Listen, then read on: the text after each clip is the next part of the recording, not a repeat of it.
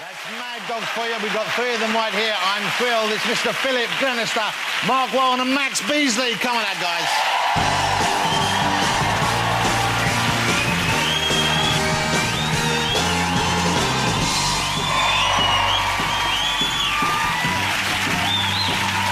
Bonjour, monsieur. Comment allez-vous? Come on, sit down. Get comfy. Great to have you here. Thank you for joining us. Hey, be here. Now, I'm joking around with Max because I've known Max on and off for years, and I love Max. He's a wonderful guy. I know Philip a little bit. I've interviewed him before. Marc, I've been after for a long time to get on the show. I've been asking him to come on the various shows I've done over the years, and we've always seemed to get close, and you've never come on one. And I was beginning to wonder, you had a problem with me or something? I've got to be honest.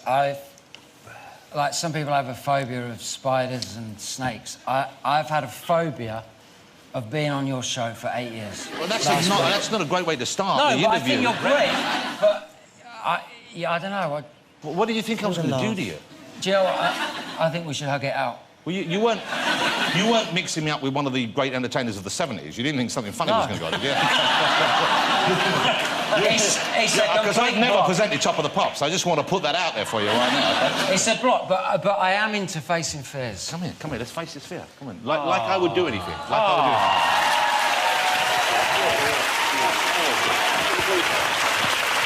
anything. Your fucking legs going. Are you actually nervous? Your legs going. Wow. A little bit. Hang on. You are quite nervous. Come on. All right. It's all right. Come on. It's going to be fine. It's going to be fine. It's a very strange reaction. I've never had that. It's nice to meet you. Well, it's nice to meet you, but you're still shaking like a weird leaf. It's going to be OK. OK, it's going to be fine. It is. It is fine. We'll get through it. It seems like, I mean, you must be having a good time making it. The fact that you're coming back now, the third series we're just about to see now, I think it's just started. The fourth series you've just filmed already. We shot the full series. Wow. And that was... The first few were in Spain. The next one's in South Africa, is that right? Yeah. So I mean, it seems to those from the outside looking in, what a great life that must be. You obviously get on well, and you're filming in these incredible locations. It's the only job where they make us get suntans. When we get there, they put us in paper pants and they spray us. Well, not all of us. Max sometimes wears a sock, Yes. or he has nothing. But can I just clarify what that is? You do the spray tans. The boys were in the paper pants. I have the sock, but I was lucky enough to have my Manchester United away socks, which are about that big, so I was covered. Well, you know, we can decide for ourselves whether you needed that, because you're completely naked in the first series. Look at that! Can I just say, before we shot this... Hold on, we're getting onto the cock stuff. He was having a fiddle. Yeah. No, to make it look bigger. Well, hang on. That's not true. Third series of Mad Dogs. Now, I've got to apologise, because I missed it early on. It's only when we had John Sim on the show a few weeks ago, I sat down to watch it.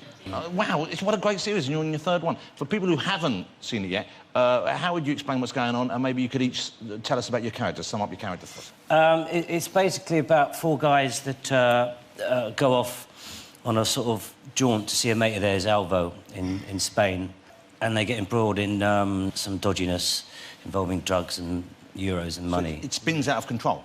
Totally, okay. Yeah. Now, and your very distinct personalities, of course, even though they're friends. You play... My character's called Quinn. Yeah. What kind of a man is Quinn? He's quite quiet, he's quite reserved, he's a bit sort of distant from the group, I think. He's... Miserable. He's quite miserable.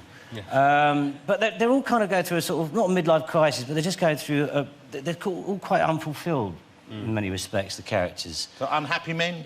Well, just not having fulfilled maybe their promise, and so something happens as a catalyst to maybe change the course of their lives, and it all we kicks go off. from there, yeah. Marc, I'm going to come to you in a minute. No, I want you to relax and enjoy yourself.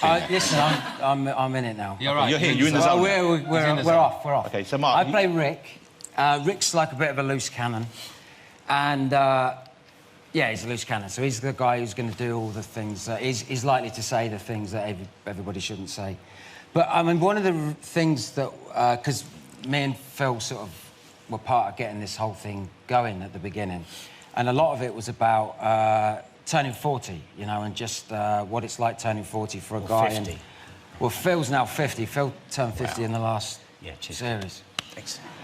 And so you're kind of coping with this in real life as well as on screen, yeah, in a way. This is all part of it. OK, well, that would explain why Max has come dressed as Justin Bieber this evening, because obviously there's obviously a midlife thing going on there. Yeah. Isn't there? Is that what... Is that what's going on there? Naughty boy. Woody is... Woody, getting on to my character, my loves. Woody is... he's an ex-cocaine addict and alcoholic whose girlfriend killed herself because he wouldn't marry her. It's not a kid's show, obviously. Wow. So he's got a dark past then, in a way, he's or got a very dark recent past. But through being sober, which seems to happen with a lot of people who become sober, he's quite strong and in adversity, in these moments of adversity, he's quite a leader for the group, you know? The show's a great success, but I imagine when you're out there, there's a lot of work involved as well. I mean, it isn't just a jolly, is it?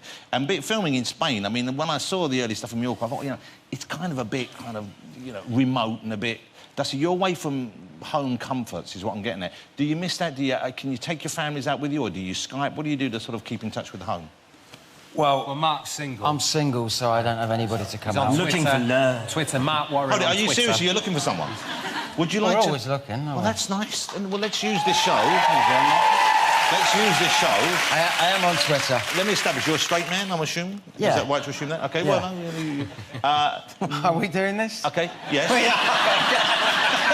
This is why you've dreaded coming on the show for so long. So what are you looking for in a young lady? Personality. You know what's great is you couldn't even say the whole word without grinning at the end. But you probably won't meet the love of your life on Twitter, will you? I don't know. You never know when you're going to meet her, do you? So, I'm assuming... Well, I'm hoping we get more Mad Dogs, but let me ask you about some of the shows which you've been in that we miss now. Life on Mars, incredible. Yeah. OK, you followed that. Will we see you back in that role again ever, do you think? No, I don't think so. I mean, it was great while it lasted, but, you know, it's always that risk of you over-egg something and you know, we're very proud of Mars and with Ashes to Ashes, and I just think we'd sort of done the full circle with it, and I can't...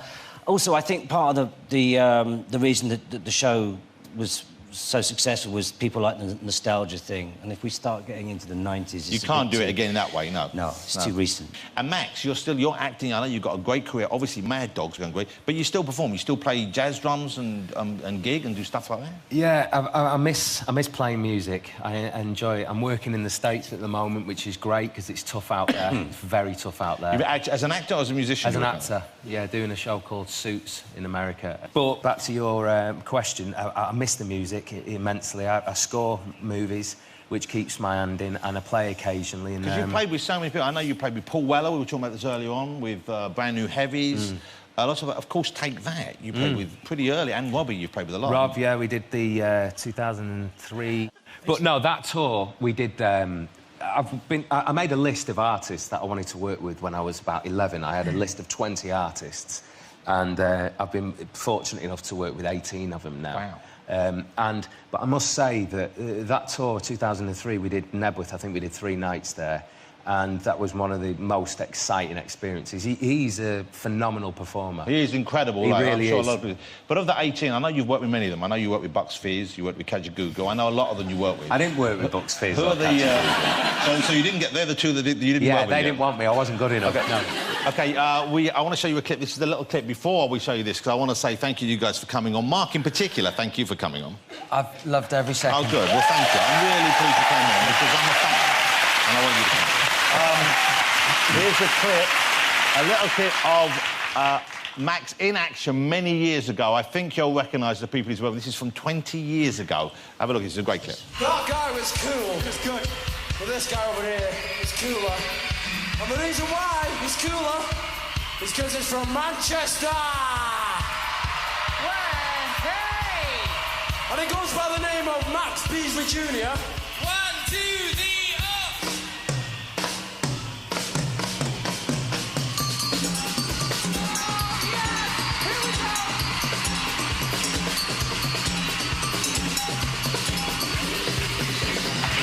up! There you go. Bit embarrassing. It's a bit embarrassing. It's great.